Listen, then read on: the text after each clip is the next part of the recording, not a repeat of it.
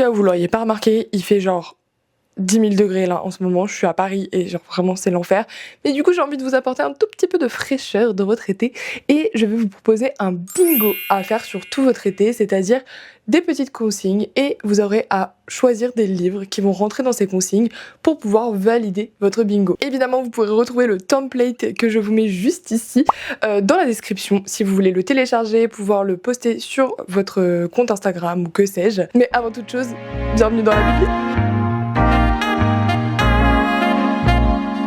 Ce bingo, je l'ai pas construit toute seule, d'habitude je l'ai fait toute seule. Vous pouvez retrouver d'anciens sur notre Discord que j'anime du coup principalement pour ma chaîne Twitch et il y a plein d'animations qui se passent là-bas, donc si vous avez envie de nous rejoindre n'hésitez pas, le lien est dans la description. Pour ce bingo j'ai été aidée de Lucia, Luna et Iris que je remercie chaleureusement puisque du coup c'est grâce à elles que vous avez un petit bingo pour cet été. Et je vais commencer sans plus tarder puisqu'il y a pas mal de livres à présenter. Dites-vous que ceci n'est qu'une toute petite infime partie de cette pile à lire gigantesque. Le bingo ça va être 15 catégories à remplir, c'est-à-dire 15 livres à lire pour vous durant l'été. Moi ce que j'ai fait c'est que j'ai fait plutôt ce qu'on appelle une pioche à lire, donc j'ai choisi en général 1 à 2 livres par catégorie. Ça me permettra le temps voulu de pouvoir choisir entre 2 livres et de pas forcément lire exactement ce que je me suis décidée à lire. Voilà, j'ai une pioche à lire, il y en a que je lirai, il y en a que je lirai pas. Le but c'est quand même de lire de façon diversifiée, c'est à ça que sert le bingo, c'est d'avoir plein de consignes différentes. Et le but ce sera de quand même remplir ce bingo, d'essayer de lire 15 livres sur l'été. En vrai ça me paraît pas infaisable, ça fait à peu près 7 livres et demi par mois. Alors, je t'arrête tout de suite ma grande, t'avais prévu de faire ce challenge sur 3 mois, juillet, août et septembre, donc bah du coup tu peux t'éviter de faire tous les calculs parce que de toute façon ils sont complètement faux. Voilà, allez, bisous. Donc on verra si j'y arrive, mais je me dis que même si j'en lis pas tant en juillet, j'aurai tout août où je suis en vacances pour pouvoir me rattraper. Bref, en vrai c'est faisable je pense, on verra. Sans plus attendre, je vous laisse avec du coup les catégories, les livres que j'ai décidé de mettre moi dans mes catégories et surtout si vous avez des recommandations pour des catégories, je suis preneuse. Vous verrez, il y en a certaines que je ne sais pas encore trop comment remplir. Donc voilà, je suis preneuse de toutes vos bonnes idées puisque je sais que vous en avez. On commence sans plus attendre avec la toute première catégorie, un livre qui se passe en Amérique du Sud. Et là, je dois vous avouer que j'ai pas grand chose dans ma pile à lire, mais j'en ai un qui me tente vraiment beaucoup puisque je l'avais acheté au Festival Atlantide au mois de mars. Il s'agit du Rêve du Jaguar de Miguel Bonnefoy. C'est publié chez Rivage. Et Miguel Bonnefoy, il est d'origine vénézuélienne et il va venir nous raconter l'histoire de son grand-père qui était une grande figure au Venezuela. Tout commence par une mendiante qui recueille un orphelin et s'ensuit une histoire rocambolesque, l'histoire d'un homme, l'histoire d'une vie. Bref, Miguel Bonnefoy m'avait vraiment convaincu pendant Atlantide puisque j'étais allée à sa rencontre. Il était extrêmement drôle et voilà, ça m'a trop donné envie de lire son livre, donc trop contente de pouvoir le découvrir cet été, je l'espère. Et voilà, c'est le seul que j'ai mis dans cette catégorie parce que c'est le seul que j'ai, je crois, qui rentre dans cette catégorie. J'en ai un autre qui se passe en République Dominicaine, mais je me disais que c'était quand même commencer par de la triche que de dire que la République Dominicaine était en Amérique du Sud.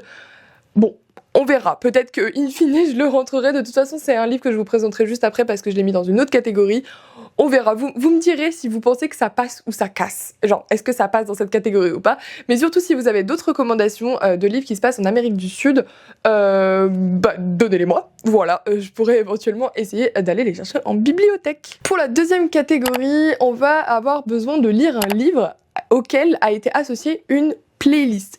Alors ça, moi, petite astuce, si je peux vous la donner, c'est très facile. Chez Sarbacane, dans leur collection Exprime, tous leurs livres ont une playlist associée. Voilà, absolument tous, je crois. Donc déjà, c'est facile à remplir si jamais vous n'avez pas d'idée. Si vous avez un petit Sarbacane qui traîne dans votre pile à lire, c'est l'occasion. Pour ma part, j'en ai pas mal qui traînent dans ma pile à lire, mais j'ai décidé de mettre 2 choix, un qui était un Sarbacane et un autre, vous allez voir. Le premier, du coup, c'est le Sarbacane. Il s'agit des Collisions de Joanne Richoux. Joanne Richoux, qui est une autrice dont on m'a beaucoup parlé. J'en ai 2 dans ma pile à lire, mais je n'en ai encore jamais lu un seul. Donc ça va être l'occasion. D'ailleurs, Johan, si tu passes par là, voilà, c'est toi qui me donne tout le temps envie de lire cette autrice parce que je crois que ça fait partie de tes autrices préférées. Donc merci. On n'en sait pas beaucoup avec le résumé, mais on sait que ça se passe au lycée entre un garçon et une fille. Petite romance peut-être. En tout cas, une fille et un garçon qui sont plutôt rebelles et qui vont être inspirés par les liaisons dangereuses pour faire on ne sait pas trop quoi. Bref, j'en sais pas beaucoup plus sur ce roman, mais je sais qu'il a été le coup de cœur de beaucoup d'entre vous, donc ça va être l'occasion de le découvrir et il y a une super playlist en début que je pourrais vous partager pendant ma lecture. Le deuxième pour cette catégorie, c'est Absolu, le tome 2, puisque du coup j'ai déjà lu le tome 1, c'est un univers que j'aime beaucoup, c'est de Margot de Seine. En fait, Margot de Seine a proposé des playlists pour ses romans sur Spotify. Je ne sais plus si c'est les playlists avec lesquelles elle écrivait son livre, peut-être, mais en tout cas, voilà, je sais qu'il y a la playlist de dispo, donc ça rentre dans la catégorie. Et c'est parfait parce que c'est un tome 2, donc comme ça va me permettre d'avancer un petit peu dans la saga. On passe ensuite à la troisième catégorie, et là il va falloir lire un livre de plus de 400 pages, puisque c'est l'été, on a le time, on se pose à la plage, on a que ça à faire de lire. Bon, voilà, du coup, il y en a plein qui pouvaient rentrer dans ma pile à lire, donc j'ai juste choisi ce qui me tentait le plus, quoi. Je suis donc partie sur le livre qui potentiellement va faire mon été, c'est celui que je veux le plus lire de ces derniers temps. Il s'agit de Flavia de Luce, de Alan Bradley. Et là, comment vous dire, Flavia de Luce, c'est un livre que j'avais adoré quand j'étais plus jeune. Il était déjà sorti dans une autre maison d'édition qui n'avait pas sorti toute la saga. Et récemment, la maison d'édition Verso, qui est assez nouvelle, a décidé de les reprendre, d'en faire des nouvelles éditions qui sont, ma foi, magnifiques. Je vais vous mettre juste ici l'ancienne version, peut-être que vous l'avez déjà vue. Et voilà, c'est l'histoire d'une petite fille qui fait des expériences et qui résout c'est une sorte de thriller qui résout des petites enquêtes policières. J'avoue que ça, c'est ce dont je me souviens. Attendez, je vais lire le résumé et je vais vous dire si c'est bien ça.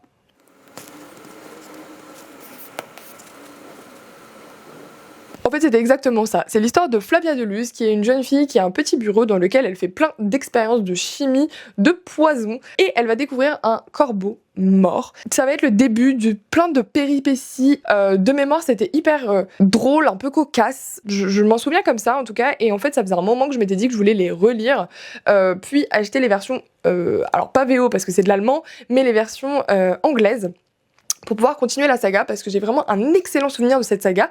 Et pile au moment où je me disais que j'allais faire ça, Verso sort ça. Donc franchement, moi je me dis, c'est le destin, il faut que je le lise. J'en ai un trop bon souvenir, trop hâte de me replonger dans ce livre de mon enfance. Sachez qu'à l'époque, il était labellisé jeunesse, et que là, ils l'ont passé en adulte. Du coup, j'arrive pas trop à savoir, est-ce qu'il y a des choses qui avaient été censurées dans la version que moi j'avais lue? Est-ce que juste c'était un livre adulte et on l'avait labellisé jeunesse et je l'ai lu et sans me dire qu'il y avait quoi que ce soit d'étrange, je ne sais pas, on verra, mais voilà, trop hâte de le lire et il fait bien plus de 400 pages. Il en fait 465 à peu près, truc comme ça. Le deuxième que je mets dans cette catégorie, c'est un tome 4, ce qui me permettra de finir une saga, enfin finir. Je crois qu'il existe quelques préquels et quelques livres en plus qu'on peut lire dans cette saga.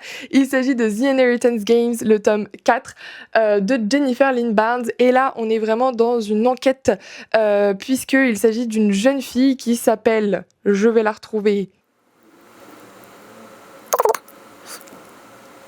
Bon, j'ai plus le nom de la jeune fille, mais il y a une jeune fille qui, un beau jour, découvre qu'on lui a légué énormément d'argent à condition qu'elle se rende dans un manoir et qu'elle résolve quelques énigmes.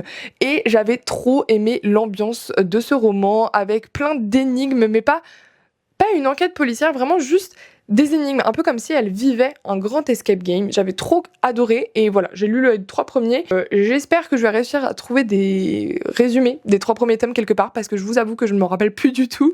Mais je sais que j'aime trop cette saga et que juste j'ai un peu traîné à lire le tome 4 et je sais que ma sœur a encore les 2 d'après, The Grand Gambit et je sais plus, je l'ai offert à Noël, mais je sais plus.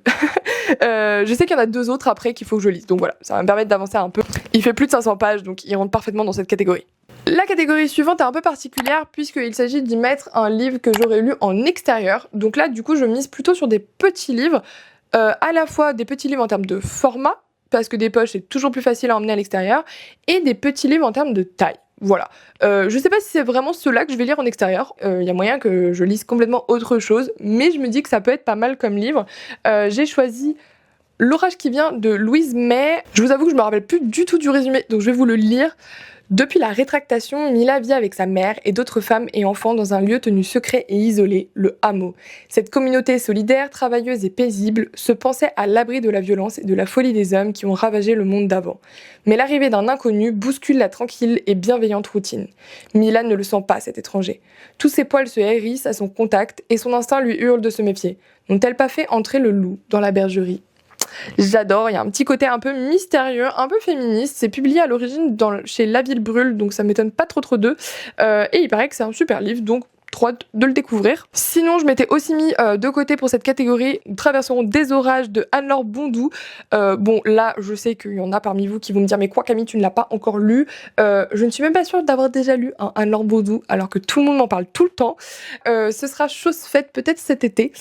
Il s'agit d'une saga familiale qui a pour point d'origine la Grande Guerre, la Première Guerre mondiale. J'en sais pas beaucoup plus, mais voilà. Anne-Laure Bondou, il paraît que c'est un peu une valeur sûre, donc trop hâte de le découvrir et d'enfin découvrir cette autrice. On passe ensuite à la catégorie numéro 5, lire une nouvelle. Et là, je dois vous avouer que des recueils de nouvelles, j'en ai pas 40 dans ma bibliothèque. Du coup, j'ai sorti quelque chose qui devrait peut-être vous plaire puisqu'il s'agit de nouvelles policières. Et j'avoue que je lis pas énormément de policiers et de thrillers, mais l'été, j'adore en lire. Et en fait, j'adore ça, juste je prends pas le temps d'en lire. Et donc là, il s'agit de Crime Parfait, qui est donc un texte avec plein de classiques de la littérature policière, plein de nouvelles classiques. Et du coup, on y retrouve La mort en chambre close de Gilles Lutz, La peine du talion de M. Eka, Les gens d'à côté de P.C. Smith, Le boucher qui riait de F.R. Brown, Arsène Lupin en prison de Maurice Leblanc, Le secret du jardin de J.K. Chesterton, Un indice impalpable d'E.K. Green, L'arme invisible de J.D. Kerr et Ne secouez pas votre arbre généalogique de D. Westlake. Et pardon, Une disparition d'M. Gaborio. Je sais pas si vous en avez lu certains, moi j'avoue que en termes d'auteur, je ne connais que Maurice Leblanc, mais rien que ça, je pense que je serais contente de lire une nouvelle d'Arsène Lupin parce que je n'en ai jamais lu, donc ça va être plutôt chouette. Voilà, peut-être à déguster tout au long de l'été en lisant une nouvelle de temps en temps, ça peut être cool. Pour la catégorie suivante, je n'ai rien à vous proposer puisque là j'ai besoin de toutes vos recommandations. Il s'agit d'un livre écrit à la deuxième personne. Alors là, je dois vous avouer que si j'en ai un dans ma bibliothèque, bah en fait je ne le sais pas puisqu'il faut ouvrir le livre pour pouvoir le savoir. Si vous connaissez des livres hyper connus en young adult par exemple, qui sont écrits à la deuxième personne du singulier, n'hésitez pas à me le faire savoir puisque du coup ça me permettrait de pouvoir un peu sonder ma bibliothèque. Sinon je pense que si je ne trouve pas, je finirai par lire du Georges Perec. Je crois qu'il a une histoire qui s'appelle L'homme qui dort ou quelque chose comme ça, que j'avais toujours voulu lire puisque j'avais travaillé dessus quand j'étais en première au lycée et elle m'a toujours intriguée. C'est le premier texte à la deuxième personne que j'ai pu lire de ma vie. Peut-être que je me pencherai là-dessus si vraiment je ne trouve rien. Sinon, si vous avez des suggestions, n'hésitez pas à les mettre dans les commentaires. On continue du coup avec la catégorie 7. Il s'agit de lire une histoire où le personnage principal est une sorcière ou un sorcier. Et pour ça, j'ai une petite recette assez cool pour l'été. Il s'agit de A Witch's Guide to Fake Dating a Demon de Sarah Hawley. Et alors là, je crois que c'est une romantaisie qui a l'air absolument délirante puisqu'il s'agit d'une petite sorcière qui est pas très douée en magie et qui a décidé d'invoquer un sac de farine pour faire à manger. Et à la place se retrouve avec un démon. Voilà, le pitch est juste délicieux et j'ai trop hâte de découvrir ce livre parce que j'espère que tout le livre est aussi éclectique que son résumé. Ça a l'air frais et ça a l'air parfait pour l'été, donc trop cool et trop hâte de lire. Pour la prochaine catégorie, petit joker aussi, je ne vais pas vous présenter de livre puisqu'il s'agit d'un livre lu en lecture commune. Et là, du coup, j'attends de voir le résultat des votes sur le Discord puisque tous les 2 mois sur le Discord, on vote pour un auteur ou une autrice. Le mois précédent, on lisait R.F. Kuang. Les mois d'avant, on a lu V. Schwab, on a lu Anne Kang et on a lu Becky Chambers. Donc voilà, les votes sont en cours. Je pense qu'au moment où vous allez voir cette vidéo, les votes seront terminés. Donc je vais vous mettre ici qui je vais lire. Vous pouvez évidemment faire une lecture commune qui n'a rien à voir. L'idée c'est aussi de pouvoir partager la lecture cet été avec un ou une amie. Mais voilà, si vous avez envie de vous joindre à notre lecture commune, le but c'est de lire un auteur ou une autrice qu'on aura choisi et de lire un livre de cet auteur ou de cette autrice, mais pas forcément le même. En fait, c'est une lecture commune d'auteur et non pas une lecture commune de livre.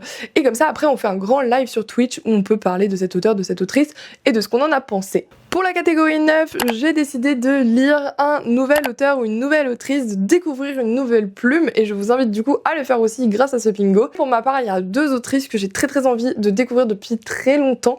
La première, c'est Cassandre Lambert et notamment j'ai dans ma pile à lire L'Antidote Mortel.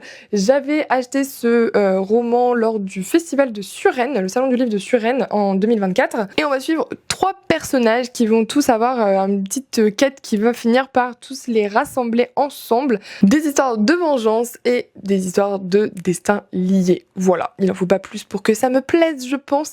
Et de mémoire du coup en fait je m'étais retrouvée devant Cassandre Lambert à ce salon et je lui avais dit voilà je veux découvrir vos livres. qu'est-ce que vous me conseillez? Et du coup, elle me les a pitchés et j'ai choisi avec elle lequel j'allais lire en premier puisque j'hésitais entre celui-là et l'Empire des femmes. Donc voilà, on verra si celui-ci me plaît et si oui, eh bien je pourrais enchaîner avec l'Empire des femmes peut-être. La deuxième autrice que j'ai trop envie de découvrir cet été, et vraiment vous allez voir, c'est un livre qui sent bon l'été, qui vraiment... genre, je ne peux pas le lire à un autre moment que sur la plage en fait, puisqu'il s'agit du coup des coquillages ne s'ouvrent qu'en été de Clara Hero, et regardez-moi cette couverture, est-ce que ça crie pas été dessus? Voilà, c'est une histoire qui se passe pendant les vacances d'été, donc on peut pas faire mieux.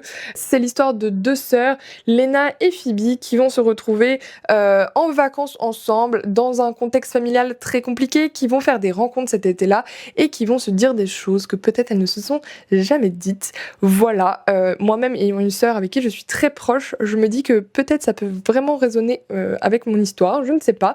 Bon, nous il n'y a jamais de dramas familiaux, mais en général quand il y a des histoires de deux sœurs, je suis plutôt investie. Voilà, donc trop hâte de le découvrir et surtout, bah voilà, je ne peux pas le lire à un autre moment qu'en été, encore une fois. Pour la prochaine catégorie, j'en ai déjà parlé, mon petit dada l'été, c'est de lire des thrillers et des policiers et je n'en lis clairement pas assez, donc voilà, une catégorie entière pour en lire toujours plus. Et comme j'en ai beaucoup dans ma pile à lire et que je les sors jamais, et ben dans cette catégorie j'en ai mis 3. La dernière reine du bal de Tiffany D. Jackson, où là on est vraiment sur une histoire comme le titre l'indique, pas beaucoup de suspense. Un bal de promo de fin d'année où un meurtre va venir tout bouleverser. Mon mari de Maud Ventura, où là on n'est vraiment pas dans du policier mais plus dans du thriller un peu psychologique si je dis pas de bêtises. C'est un livre qui a fait débat dans ma famille puisque mon père et ma sœur l'ont lu et je crois qu'ils n'étaient pas trop d'accord sur ce qu'ils ont pensé de ce livre. Je crois qu'ils se sont accordés pour dire que c'était pas le livre de l'année mais que ça leur a quand même plu, mais qu'il fallait quand même que je le lise. Bref, donc du coup, ils attendent mon avis, donc je vais vous le donner. J'espère pouvoir le lire cet été. Et je crois que c'est une histoire complètement toxique, puisqu'il s'agit d'une femme qui commence à s'ennuyer un petit peu dans sa relation maritale, et qui va décider de faire vivre un parfait enfer à son mari, en pointant du doigt absolument tous ses moindres petits défauts, et en créant une situation absolument imbuvable dans leur foyer. Ça a l'air très particulier, mais pourquoi pas. Et le dernier, c'est un coup de cœur que j'ai eu en librairie et ça faisait longtemps que ça m'était pas arrivé vraiment de pouvoir flâner dans les rayonnages et me laisser tenter par un nouveau livre. Et il s'agit des 7 sœurs de Lucinda Riley et ma meilleure amie l'a lu et l'a adoré. Donc voilà, ça m'a encore plus donné envie de pouvoir le découvrir et je crois que globalement il a plutôt fait parler de lui et les gens l'ont plutôt bien aimé. Moi j'avoue que quand je l'ai vu à la librairie je ne le connaissais pas mais ensuite je l'ai mis en story et vous êtes nombreux à m'avoir dit « Ah mais si, je l'ai lu, il est trop bien !» Donc ça m'a donné encore plus envie. En plus, regardez-moi cet objet livre absolument magnifique. J'ai jamais vu un poche aussi glamour et sexy. Et là, on se retrouve dans une histoire où cette sœurs, enfin, pas vraiment des sœurs de sang, puisque en fait, elles viennent des 4 coins du monde et leur père adoptif, eh bien, décède. C'était un milliardaire. Elles vont recevoir en héritage un indice qui va les mener sur les traces de leurs origines respectives. Donc voilà, ça a l'air trop chouette et c'est une grosse saga, je crois. En tout cas, c'est le premier tome d'une saga, ça c'est sûr et certain. Je me demande s'il n'y a pas un tome par sœur. Mais ça a l'air beaucoup trop chouette et assez addictif. Et je vous parlais juste avant de The Inheritance Games. Et quand j'ai lu le résumé, ça m'a trop fait penser à ça. Et comme j'ai adoré cette saga, je me suis dit, oh, ça se trouve, ça peut être vraiment la même vibe. Donc ça me tente pas mal. Pour la catégorie 11, il s'agit d'un livre où l'eau va prendre une place importante. Et le premier livre que je voulais lire, c'est La vie en turquoise. Je l'ai pas encore reçu, mais normalement, je devrais le recevoir prochainement. C'est un livre qui est de Élise Giraudot. J'en ai déjà parlé dans un reel il y a pas très longtemps, puisque celui-ci me tente vraiment beaucoup. C'est une histoire de 2 sœurs dont l'une est atteinte d'un cancer des ovaires. Et alors quel est le lien avec l'eau, vous me direz. La couverture, il y a beaucoup d'eau et du coup j'ai un peu cherché, je me suis dit est-ce que vraiment il y a une histoire avec de l'eau?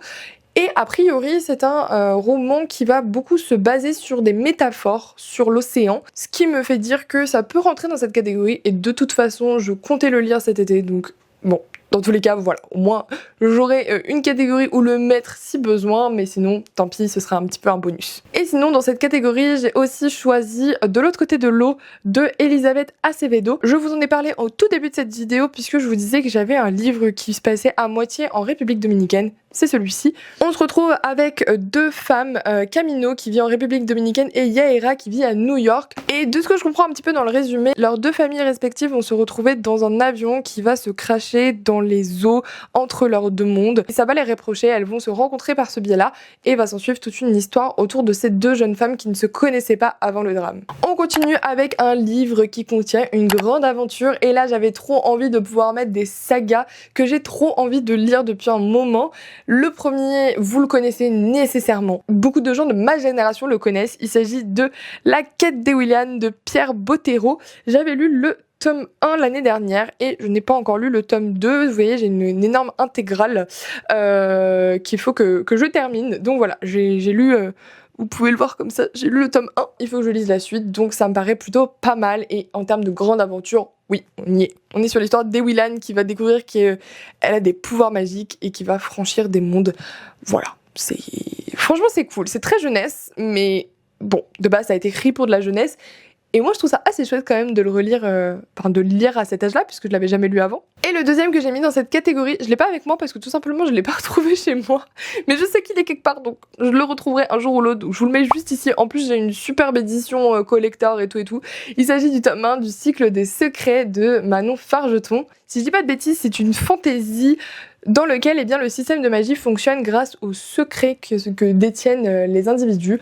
Voilà, j'en sais pas beaucoup plus, mais en tout cas, j'adore Manon Fargeton, j'adore tout ce qu'elle fait. Je sais que sur cette saga, j'ai entendu deux sons de cloche, j'ai des amis qui l'ont adoré et des amis qui l'ont pas du tout aimé. Donc voilà, j'ai envie de me faire mon propre avis, donc je vous en dirai beaucoup plus une fois que je l'aurai lu. On arrive sur la 13e catégorie sur 15, et là, eh bien, il va falloir lire un livre qui comporte du jaune sur la couverture. Et pour ça, quoi de mieux que À un cheveu de Maëlle Dezard avec ce beau pull jaune sur la couverture. Et là, on va suivre l'histoire d'Emma qui est atteinte d'alopécie, donc c'est-à-dire qu'elle n'a plus de cheveux qui poussent, alors même que sur tout le reste de son corps, eh bien, ses peaux, elles se portent extrêmement bien. Pour le moment, elle porte des perruques, mais là, ce qui va se passer, c'est qu'elle va déménager, elle va arriver dans une nouvelle école, et qui dit nouvelle école dit nouveau départ. Et du coup, on va pouvoir suivre toute l'histoire de cette jeune fille, alors même qu'elle tente eh bien, de se refaire des amis et d'arriver dans un tout nouveau lieu. Pour cette catégorie, j'en avais prévu d'autres, et en vrai, c'est assez facile de pouvoir en caser d'autres, puisque il suffit qu'il y ait du jaune sur la couverture, ça passe assez bien. Pour le moment, j'ai quand même très envie de lire À un cheveu, donc je pense que je vais garder celui-là, et je n'en propose qu'un, mais peut-être qu'il y en aura d'autres qui se joindront à la liste. Pour l'avant-dernière catégorie, il s'agira de lire un livre avec une histoire d'amour, puisque bien sûr l'été, eh bien c'est aussi le temps de la romance et de lire des romances. En tout cas, moi j'avoue que c'est le seul moment de l'année où j'en lis un petit peu. Je me suis dit qu'on pouvait quand même attaquer du lourd en termes de romance. Pourquoi pas aller chercher dans du classique et lire Orgueil et préjugés de Jane Austen, qui reste dans ma pile à lire depuis vraiment... Je ne sais pas quand est-ce que je l'ai acheté, mais il y a fort longtemps, je pense plus de 5 ans. Je ne l'ai toujours pas lu, je sais... Mira, si tu passes par là, voilà, allez voir le compte de Mira Zonchi, mais elle ne jure que par Jane Austen et elle me tanne de le lire depuis longtemps, notamment eh bien, sur Twitch elle propose de faire des mirapales, c'est-à-dire qu'elle vous impose des lectures pour les mois à venir, et à chaque fois que je lui demande quelques livres, eh bien bizarrement elle me met tout le temps ce livre dans la pile à lire, et pour le moment je n'ai toujours pas réussi à l'en sortir. Voilà, après plus d'un an de forcing de sa part, eh bien peut-être que c'est enfin le moment, nous verrons. Essayez de me motiver à le lire, en fait, moi genre je sais pas, les classiques, j'en ai tellement lu quand j'étais en prépa que j'avoue, j'ai beaucoup de mal à m'y remettre, donc voilà, si vous avez des arguments pour ce livre, n'hésitez pas. Et sinon, pour cette catégorie, quelque chose de beaucoup plus léger, puisqu'il s'agit d'un roman graphique, et c'est La course contre l'amour de Valentina Tran, et c'est écrit par Jen Loen Yang et Lee Woo-yen Pham. Je ne sais pas du tout si je les prononce bien, et j'imagine que l'un d'entre eux eh bien, est l'illustrateur de cette histoire, tandis que l'autre est le scénariste. Mais voilà, on est sur un roman graphique, une histoire d'amour, comme vous pouvez le lire dans le titre, et je pense que ça va se lire divinement bien pour l'été. On arrive enfin à la toute dernière catégorie. Si vous avez tenu jusque là, bravo à vous, et n'hésitez pas à mettre un petit soleil dans les commentaires pour que je sache que vous êtes allés jusqu'au bout. Et la dernière catégorie, c'est un livre dont la couverture nous rappelle la forêt. Et là, eh bien, je ne pouvais pas déroger au fait de mettre Mémoire de la forêt tome 4, puisque et le titre et la couverture correspondent totalement à cette petite consigne. C'est le dernier bébé de cette saga que j'ai tant aimé suivre. On suit Archibald dans le tout premier tome, qui a un ami qui commence à perdre la mémoire et qui va l'emmener bien sur les traces de ses souvenirs. C'est beau, c'est hyper touchant, et voilà, on va avoir une nouvelle histoire de Archibald qui est libraire à chaque nouveau tome. C'est le dernier, chaque tome suit une saison. Ici, c'est la saison du printemps, donc je le lis un petit peu tard, mais J'ai trop hâte de le découvrir, de pouvoir conclure cette saga qui est absolument divine et je vous la conseille à 3000%. Et pour finir en beauté, un petit dernier que je mettrai dans cette catégorie, c'est La Chute des Anges de Frank Herbert, puisqu'on a une couverture où on voit absolument bien la forêt, puisqu'il s'agit d'un livre de survie. On va suivre une histoire où, après un crash d'avion dans la forêt amazonienne, eh bien, nos personnages vont devoir survivre. Voilà, c'est un livre de survie. C'est de Frank Herbert, donc l'auteur de Dune, et je vois en lisant le résumé qu'en fait ça se passe en Équateur, donc il passe aussi pour la toute première catégorie. Et oui, voilà, on fait d'une pierre deux coups. Il est écrit que c'est un huis clos sous tension, hautement cinématographique. J'ai hâte de découvrir ça. Vous savez peut-être que Dune n'a pas été un franc succès avec moi, j'ai trouvé ça un petit peu long, un petit peu compliqué, alors que j'avais adoré les films. Donc on verra ce que je pense de celui-là. J'avais très envie de découvrir un autre livre et un autre univers de Frank Herbert pour pas rester sur bien quelque chose que je n'ai pas aimé, donc on verra si ça passe avec celui-ci. Évidemment c'est l'été, amusez-vous, si vous avez envie de mettre plein d'autres choses dans vos catégories, vous pouvez, si vous voulez en rajouter, il y a de la place pour en rajouter aussi sur le bingo, voilà, si vous avez envie de faire 30 catégories, de rajouter les vôtres, n'hésitez pas. Vous pouvez aussi faire comme vous le sentez, si vous avez envie de lire un livre qui valide plusieurs catégories, c'est votre choix, vous faites ce que vous voulez. Voilà, moi je vous donne le template, je vous donne l'idée générale et maintenant c'est à vous de vous en saisir et de faire ce que vous voulez. N'hésitez pas à me dire si vous l'utilisez pour pouvoir constituer votre propre palle. N'hésitez pas non plus, si vous le mettez sur Instagram notamment, à me taguer pour que je puisse voir aussi qu'est-ce que vous avez décidé de mettre dans votre pile à lire. Vous pouvez aussi l'utiliser pour créer des piles à lire, vous pouvez l'utiliser pour traquer vos lectures de l'été.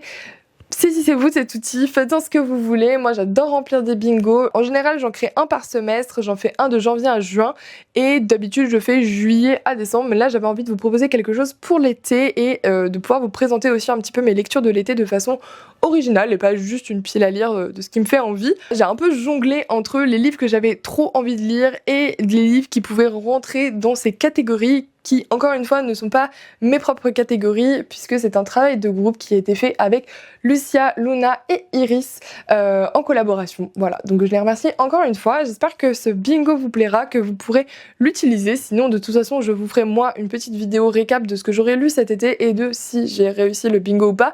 N'hésitez pas à me dire en commentaire si vous croyez en moi ou pas. Pensez-vous que je vais finir ce bingo? Les anciens bingos sont bien sûr dispo dans la barre d'infos si vous allez sur le Discord. Voilà, vous pouvez retrouver absolument tous les challenges que j'ai jamais fait là-bas. Merci d'être resté jusqu'à la fin de cette vidéo. J'espère qu'elle vous aura plu. N'hésitez pas à commenter un petit soleil si jamais vous êtes resté jusqu'au bout. Vous êtes des warriors, bravo à vous. Si jamais tu n'es pas encore abonné à la chaîne, n'hésite pas à le faire. Ça fait toujours plaisir de voir qu'on est soutenu. Et tu peux aussi liker la vidéo ou activer la cloche pour ne rien manquer de ce que je poste. Et en attendant, eh bien, amusez-vous bien cet été, profitez bien, hydratez-vous bien et lisez beaucoup. Bye!